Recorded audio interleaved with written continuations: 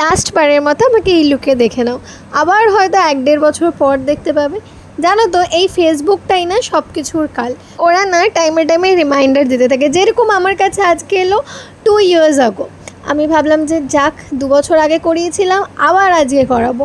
তো এই নিয়ে আমি 3rd টাইম ন্যানোপ্লাস্টিয়া করেছি, তার আগে 3বার স্ট্রেটনিংও করিয়েছি। তো চুলটার 12টা তো যখন এমনি বাজিয়েই দিয়েছি, তো প্রতি 2 বছর অন্তর অন্তর বাজানোই ভালো। বাট আমি একটু টেনশনেই ছিলাম, বিকজ নর্মালি আমি যেখান থেকে করাই প্রতিবার, এবারে কিন্তু সেখান থেকে করাইনি। কারণ এইখানে আমার একটা ফ্রেন্ড আমাকে অনেক দিন ধরেই বলছিল ন্যানোপ্লাস্টিয়া করানোর জন্য। তো আমি সেই জন্য এসেছি। এখন কিন্তু কমপ্লিটলি ডান হয়ে গেছে। চিপকু সাজা আমার তো এখন প্রায় 1 সপ্তাহ 10 দিন তো প্রচণ্ডই চিপকু লাগবে, দেখতে খুবই খারাপ লাগে। আমার নিজেকে দেখেই কীরকম একটা লাগে।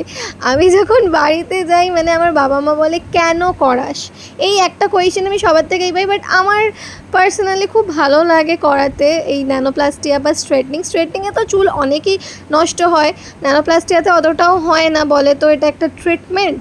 কিন্তু আমি কিছুই ট্রিটমেন্টের বুঝি না, কিছুদিন পর আমার চুলটা আরও প্রচণ্ডই ড্যামেজ হয়ে যায়। তাতে আমার কি, আমি তো আবার 2 বছর পর করাবো। চলো, অনেক ঢং করে ভিডিও করা হয়েছে, এবার বাড়ি যেতেই হবে, কারণ অলরেডি 11টা বেজে গেছে। আর মলের বাকি ফ্লোরে প্রায় সব দোকানই বন্ধ হয়ে গেছে, এই ফ্লোরটাই মোটামুটি খোলা ছিল, আর স্যালনটাও এবার বন্ধ করবে। তাই আমি ভাবলাম আমিও বাড়ি যাই, টাটা।